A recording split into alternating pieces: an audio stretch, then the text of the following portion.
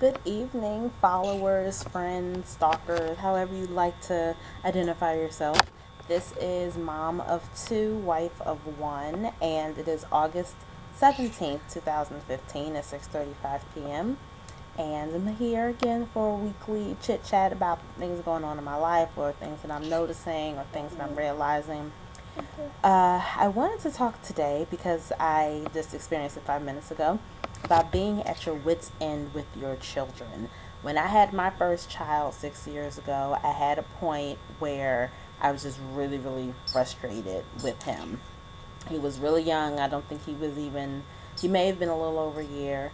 And I just couldn't get him to eat, or I couldn't get him to sit still or something. And I was just really was like, didn't know what to do. And at the time, my now husband, he and I were dating, but we weren't living together. So he was off at work, and I was still at home with our son. And I just did not know what to do. And I was just going crazy, and I was crying and he was crying, and I was so overwhelmed, and I felt bad that I couldn't handle it. I always believe that, God doesn't give you more than you can handle. If God decides to make me the mother of this particular child, he's going to give me all the tools I need to be able to handle this child. So how dare I get overwhelmed? How dare I cry?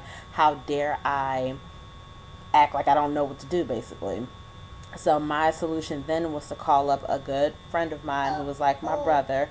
He and his wife, they had a daughter who was only a couple months younger than my son, and I went to see them, and they calmed me down immensely. The drive over there calmed me down, and they, I hadn't really experienced what I experienced yet, but it was just good to just get out of the house and just get out of that environment and just kind of not think about it for a while. And later that week or that month, I met up with a group of moms, and I kind of told them what had happened, and I was really kind of embarrassed and ashamed to tell them the story because I just assumed I was the only one who went through this, and they all looked at me like I was crazy, and they were like, girl, everybody goes through that. Everyone has their own ways of dealing with it, but every mother gets to that point where they're just so frustrated that they don't know what to do.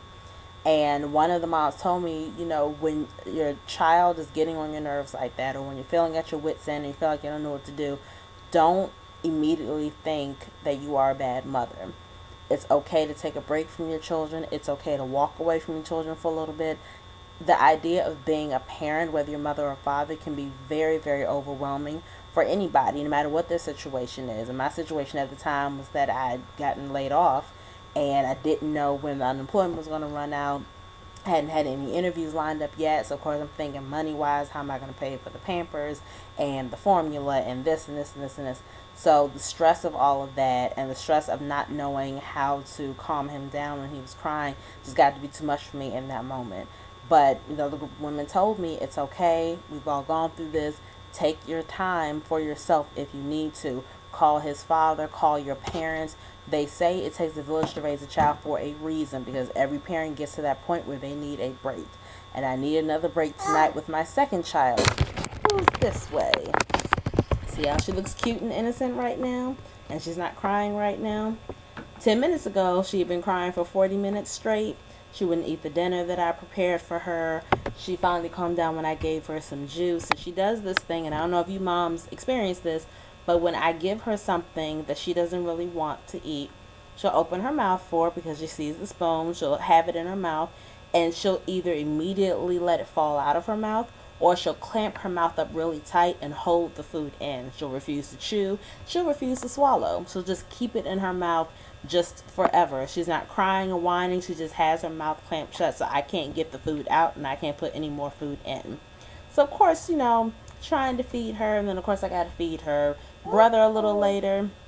It gets to be frustrating. So she frustrated me a lot in the past few minutes. So I decided to do my video blog a day early, just to kind of vent to other mothers and fathers out there who experience the same thing, and not necessarily experience this specific situation with the food, but just being at a point where you are so frustrated. I called her father. He's working really hard. He's not going to stop working to come and give me a break, but I was just so overwhelmed, and so, like, what am I supposed to do? You don't want to eat this food, and I don't know what to do. It's food that you normally eat, but now you don't want to eat it. You have the juice, which is great, but you can't live off of juice every night. I can't go through this every single night with you.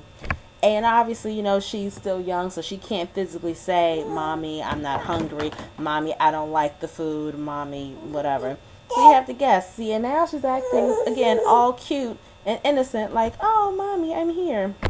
She wasn't like this 10 minutes ago. So you guys are seeing the calm down version of the mini breakdown, meltdown, rather, that she had. And now she's looking at herself and she's perfectly content. So I guess this video blog is to say that, to tell other parents out there that we all go through it. We're going to have those times when you are just so frustrated with your child that you don't know what to do. I'm pretty sure that this won't be the only time this happens with her. Won't be the only time it happens with my son. He's only 6. I have plenty of years down the line to get very frustrated with him and tear my hair out from all the stuff that I'm sure he's going to do. Same thing with this little girl over here. So who knows what's going to happen in the future. And hopefully there'll be other ways that I can vent and get over stuff in the future. For now, I have the video blog to vent to you guys about my situation, to help me calm down. And thankfully, I still have a group of moms. And even though my husband's working, I know I can call him and complain for a little bit. But I just wanted to talk about that for a few minutes and let you guys know you're not alone. Hopefully you have a happy place, a quiet, happy place you can go to in your house if your child is acting up.